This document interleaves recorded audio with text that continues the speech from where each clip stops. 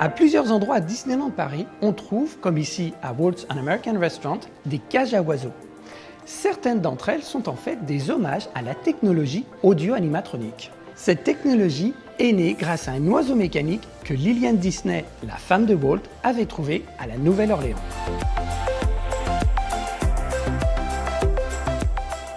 Fasciné par la technologie, Walt vit en cet oiseau une façon de réaliser de l'animation en 3 dimensions. Il demanda à ses Imagineers de recréer cette animation et ses mouvements pour l'adapter à d'autres personnages de plus en plus complexes.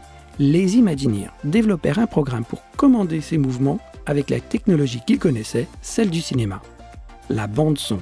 C'est pour ça que cette technologie fut baptisée audio animatronique.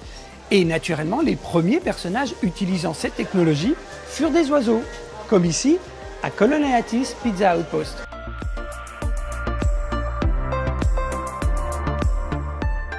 Mais Walt décida d'explorer cette technologie avec d'autres formes et d'autres défis.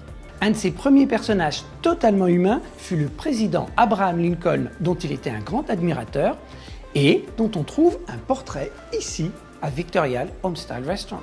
Les personnages sont devenus de plus en plus complexes et une nouvelle technologie en est dérivée. La technologie cinématronique, c'est-à-dire quand un personnage audio-animatronique interagit avec un écran, comme C3PO dans Star Tours, l'aventure continue. Sachez qu'un des plus gros personnages audio-animatroniques au monde est ici, à Disneyland Paris. C'est le dragon qui vit sous le château de la Belle au Bois dormant.